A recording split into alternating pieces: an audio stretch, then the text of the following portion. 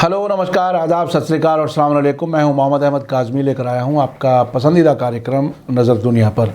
Middle east लगातार बड़ी ताकतों के लिए हथियारों की मंडी बना हुआ है। हाल ही में अमेरिका के ज़रिए सऊदी अरब के साथ बड़े हथियारों के सौदे के बाद अब फ्रांस के president Emmanuel Macron America, Britain और ऑस्ट्रेलिया के ऑकस समझौते से होने वाले नुकसान की भरपाई करने के लिए मिडिल ईस्ट पहुँचे हुए हैं। कल उन्होंने यूनाइटेड अरब एमिरेट्स को 80 रफ़ाएल जंगी जहाज़ और 12 फौजी हेलीकॉप्टर्स बेचे हैं। आज वो सऊदी अरब में हैं, जहां वे क्राउन प्रिंस मोहम्मद बिन सलमान से मिल रहे हैं। वहां वो अपने हथियारों के सौदे करने के अलावा ईरान के न्यूक्लियर प्रोग्राम और लेबनान के सियासी क्राइसिस को हल करने के लिए बात कर रहे हैं। अक्टूबर में सऊदी अरब और लेबनान के बीच उस वक्त डिप्लोमेटिक टकराव पैदा हो गया था जब लेबनान के इंफॉर्मेशन मिनिस्टर जॉर्ज करदाही ने यमन जंग के बारे में कहा था कि ये एक बेवकूफ़ी का काम है और हूथी अपने मुल्क की बाहरी हमलों से हिफाजत कर रहे हैं। उसके बाद सऊदी अरब के साथ साथ कुवैत, बहरीन और यूनाइटेड अरब एमिरेट्स ने भी अपने एम्बेसडर्स को लेबनान से वापस बुला लिया था। इमैनुअल मैक्रों के सऊदी अरब पहुंचने से पहले कल रात लेबनान के इंफॉर्मेशन मिनिस्टर जॉर्ज करज़ाई ने इस्तीफ़ा दे दिया। इमैनुअल मैक्रों मिडिल ईस्ट दौरे में एमिरेट्स और सऊदी अरब के अलावा कतर भी जाने वाले हैं। यमन के हूथियों के लीडर ने फ्रांस के ज़रिए अरब मुल्कों को हथियार बेचने की सख्त नुक्ताचीनी की है। एपिसोड काफ़ी अहम है, आखिर तक ज़रूर देखें। आपसे गुजारिश है कि अगर आपने अभी तक media star world YouTube channel subscribe नहीं किया है तो सब्सक्राइब कर लें और घंटी दबाना ना भूलें। यूट्यूब ने हमें बताया है कि बहुत बड़ी तादाद में लोग अब भी व्हाट्सएप मैसेज का इंतज़ार करते हैं। इससे हमारे चैनल की परेशानी बढ़ सकती है, इसलिए आप आज ही हमारे चैनल को ज़रूर सब्सक्राइब कर लें और घंटी दबाना ना भूलें ताकि हमारी हर नई वीडियो की खबर आप तक सही वक्त पर पहुंच सके। आज की बड़ी खबर है कि फ्रांस के प्रेसिडेंट इमैनुअल मैक्रों आज सऊदी अरब में हैं, जहां वे क्राउन प्रिंस मोहम्मद बिन सलमान से मिल रहे हैं। मीटिंग से पहले मीडिया रिपोर्ट्स में कहा गया था कि वे क्राउन प्रिंस मोहम्मद बिन सलमान के साथ ईरान न्यूक्लियर प्रोग्राम और लेबनान के सियासी क्राइसिस के हल के बारे में बात करेंगे।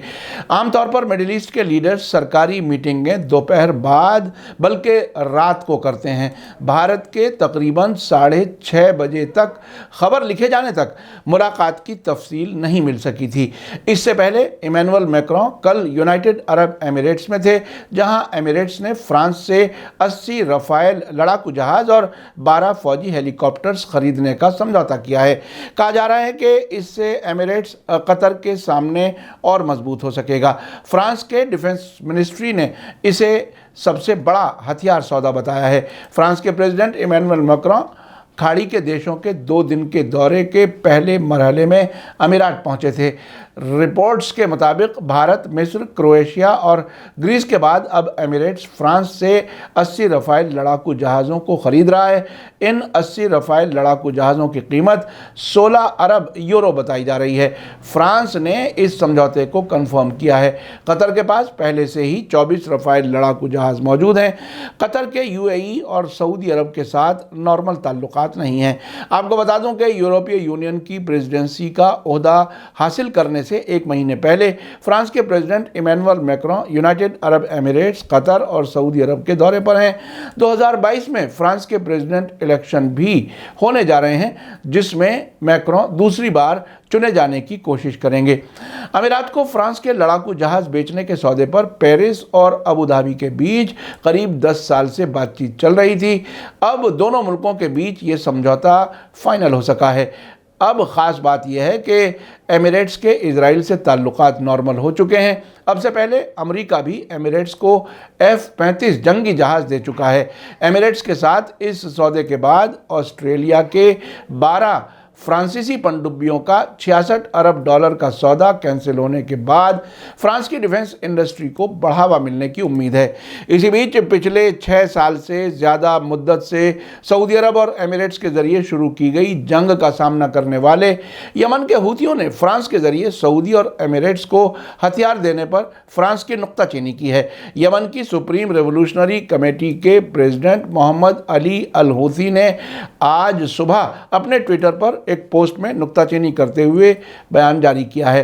कल ही साउथ वेस्ट यमन में सऊदी हवाई हमलों में एक रिहायशी इलाके में 18 यमनी लोग मारे गए और कई दूसरे जख्मी हो गए। हूथी लीडर ने कहा है कि हम फ्रांसीसी प्रेसिडेंट के इस कदम की मजम्मत करते हैं, जिनके सऊदी अरब के दौरे के दौरान यमन के ताइज़ सूबे के मुकबाना ज़िले में शहरियों और बच्चों का कत्ल किया गया है।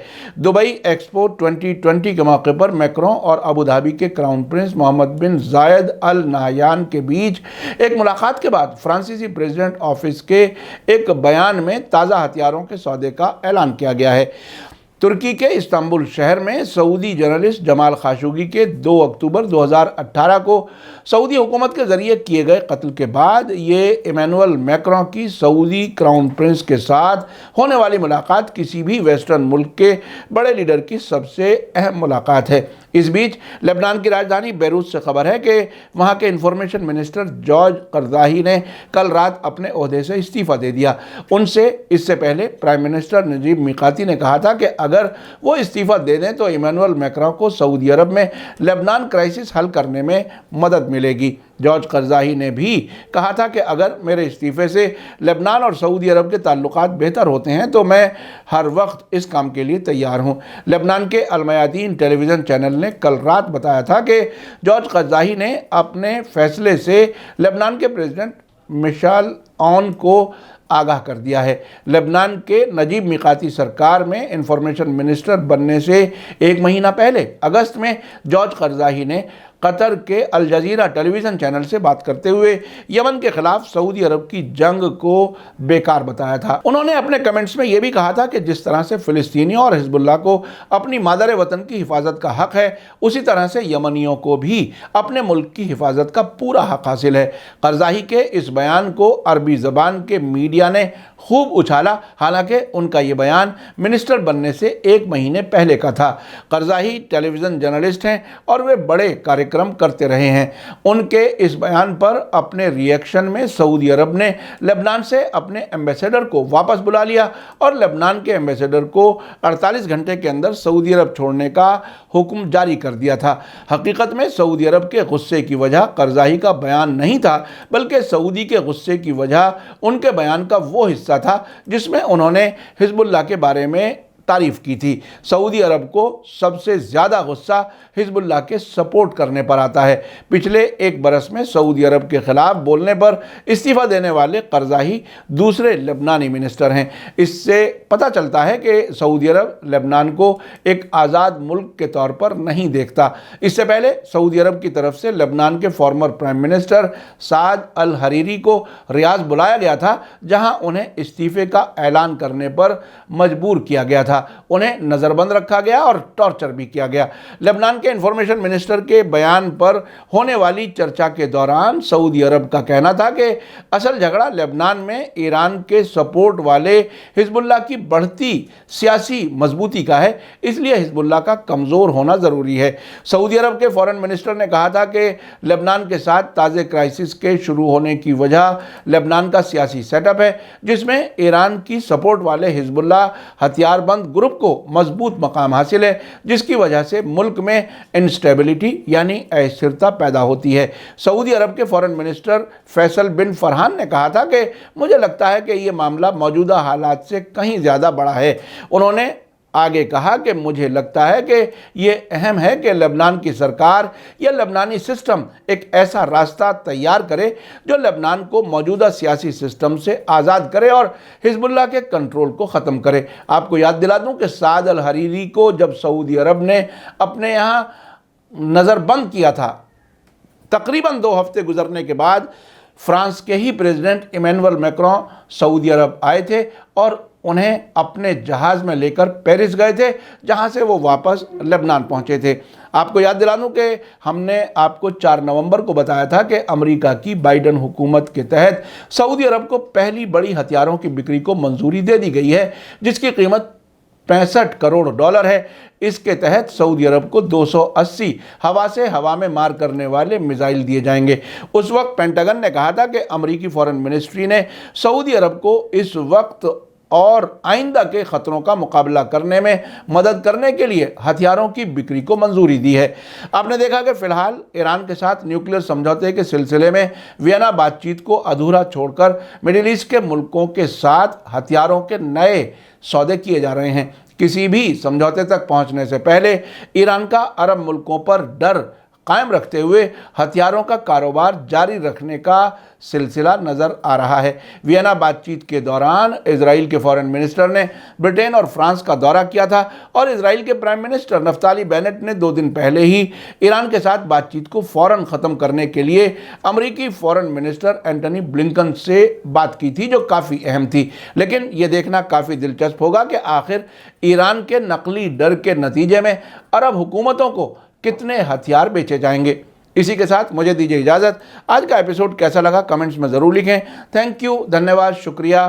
जय भारत, जय हिंद। मीडिया स्टार वर्ल्ड के और वीडियो देखने के लिए हमारे चैनल को सब्सक्राइब करें और सीधे नोटिफिकेशन पाने के लिए बेल आइकन दबाएं। और अगर हमारी खबर सच्ची और अच्छी लगे तो अपने व्हाट्सएप, इंस्टाग्राम, फेसबुक और ट्विटर अकाउंट पर ज़रूर शेयर करें।